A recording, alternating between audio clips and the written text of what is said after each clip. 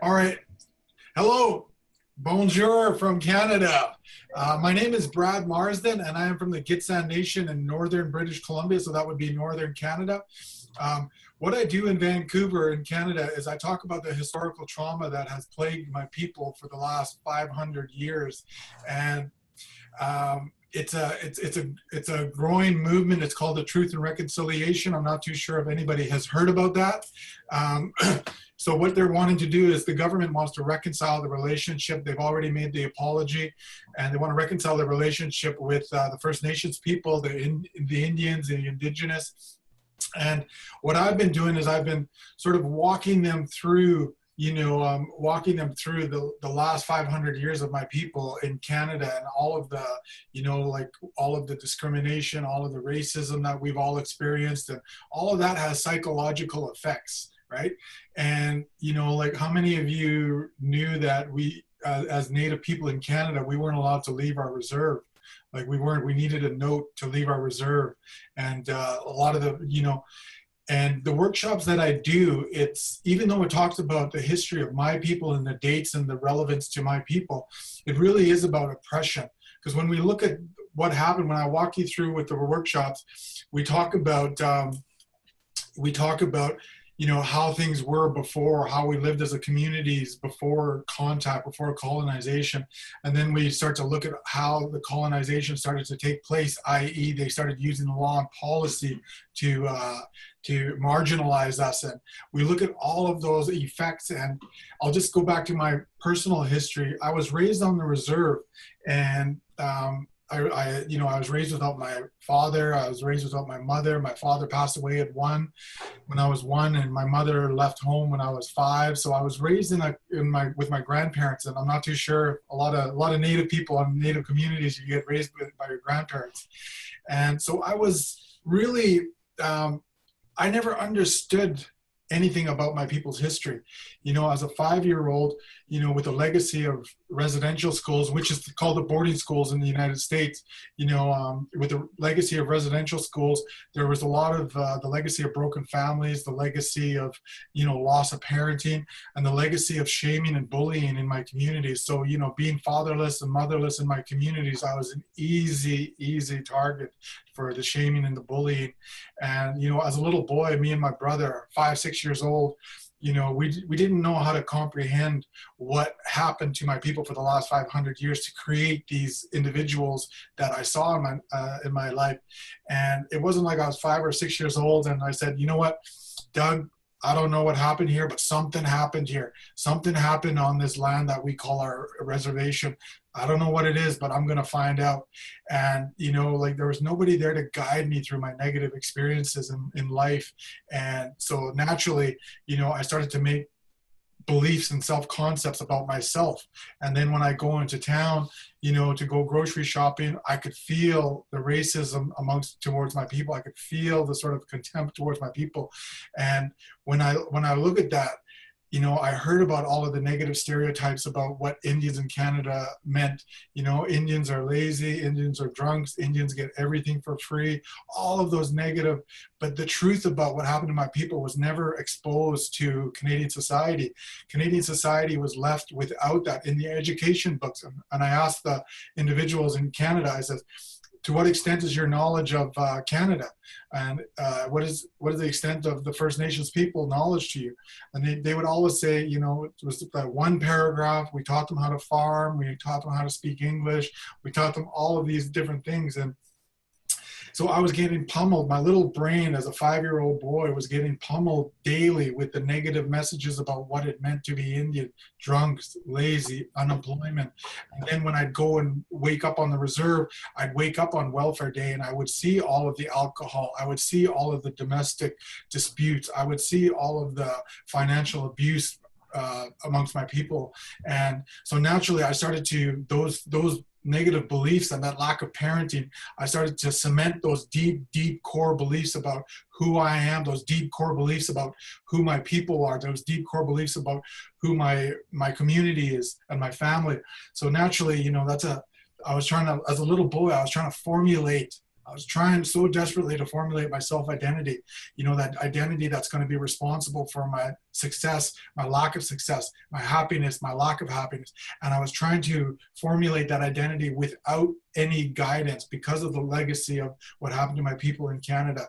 You know, there was no parenting. We go to elders gatherings. My mom never told me she loved me. My dad never ever told me she loved me. And the more and more I heard about the residential schools, the more and more it made sense to me why my childhood was the way it was. When I look at it, I saw all of the alcohol. I saw all of the abuse. I saw all of the financial abuse. But it wasn't until I was age 23 that I finally started to hear about the residential school. Can you imagine that?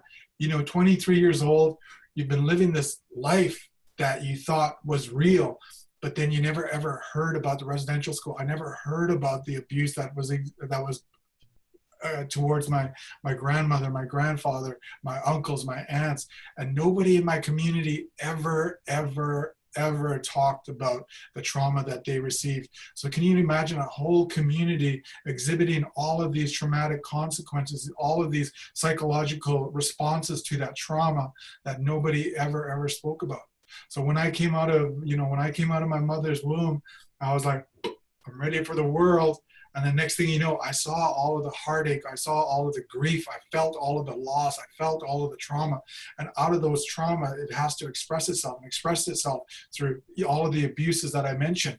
And so when I think about it, when I think about, you know, emotions, if I had known about at 23 years old, if somebody had told me, I just went, can you guys see me? No. Okay, I'm looking at why culture, why not culture, Raymond. Yeah, click on, yeah, there you go. Okay. All right, lost you guys for a second. So when I think about it, what I want to ask, what I want to sort of, the message that I want to give you in your individual lives is when I started to, like, with that negative identity, that negative foundation that I created for myself, by myself as a little boy with a legacy of no parenting, broken families, I desperately created that identity, and that identity unfortunately was disempowering. I went my whole life, you know, I felt like what it meant to be Indian. Indians are blah, blah, blah, blah, blah. And then when I go into a social situation, I would behave, I would act out those certain behaviors, I would react to my thinking, and therefore, you know, I'd have this inferior, this passive approach to life, and I couldn't really become successful until I dealt with those messages. And when I think about it, if somebody would have told me how long my people were actually enduring this bombardment of assimilation tactics, where the Canadian government used law and policy. They said you're not allowed to leave your reserve, or else you'll be punished with fined or going to jail. You're not allowed to practice your culture, or else you'll be fined or go to jail. You're not allowed to stop us when we take your children, or else you'll be fined and go to jail. And I think about that, and during my workshops, I ask these individuals, these men who represent the men in my communities, and I say, how would it feel? You know what's going to happen in those residential schools, because residential schools were in effect for over 100 years. And so the chances are none of us are over 100 years old in this community right now that we're replicating. How does it feel to know where that child is going to be tonight? How is it going to feel to know how that child's going to be abused, humiliated, shamed in those schools? And I always ask them, how do you feel? I feel powerless. I feel helpless. I feel ashamed of myself as a man, as a father. I couldn't protect my children. And then I ask them, so deep down, these people who are in the workshop, they're starting to feel what it means to be Native, not only intellectually, but now they're starting to feel it. And I love that terminology. Is like, people may remember what you said, people may remember what you did, but people will never forget how you made them feel. And when we start to teach other people with that terminology, it can only help. So getting back to speaking to you in front of us about schooling, what would have helped me if I would have been able to control my emotions? And what precedes emotions is your thoughts, right? So what precedes your emotions is your thoughts. If I was able to only control those unconscious thoughts about who I am, who my people are, who we are as a nation, it would have helped me. I would have went out into life, and I would have sort of been in an empowering situation to go out into life. So when I think about it, what do I want to pass? What's the message that I want to pass on to you? Is that our people have been here for so long, and we've gone through so much in our people's history that a lot of our youth don't even understand. Like, I never understood. We see billboards on the counselor's office. It'll say powwow night, or it'll say drum making night, and I didn't want anything to do with anything with Native, because I didn't want anybody to know that I was Indian. And I remember I was in school, you know, when I was in school, I was 25 years old. I was sitting in the top of a lecture theater, and the political science teacher asked, she says, "Are there any First Nations people in here?" And I was just like, oh crap, I'm busted. And then these two non-Native people in front of me, cool guys, they looked up at me and they said, "Aren't you First Nations?" And then I was like, no, I'm Mexican. I'm Mexican. So I did not, it was anything but Indian.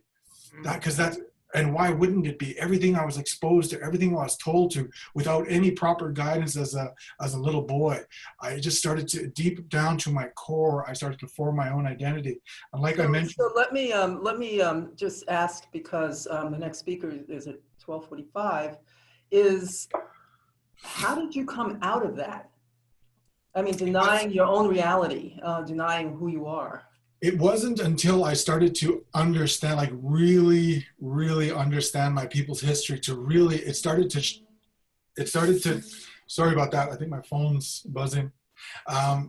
It wasn't until I started to really understand my people's history, and I started to reframe my childhood. It wasn't that I was a little boy, you know, like living in that home. I grew up with the self-concept of, you know, I'm unloved, I'm unworthy, I'm, you know, unwanted. So that's how I went out into life, with those concepts. And it wasn't until I reframed my childhood and understood, like really, really understood what happened to my people over the last 500 years. It wasn't about me. It was about my community responding to the bombardment of all of this trauma that they were experiencing for the last 500 years. So it wasn't until I started to reframe my childhood and what I meant to the people around me that I started to feel better about myself. And once I started to feel better about myself, I started to go out into this world kind of fearlessly. I didn't have these, you know, I can't do that because I'm dumb or stupid or blah, blah, blah, anything that, you know, any of those negative stereotypes that were passed along to me. So let me ask the audience, can you relate to what he's talking about? And in what way? Can you name something that relates to Cloud?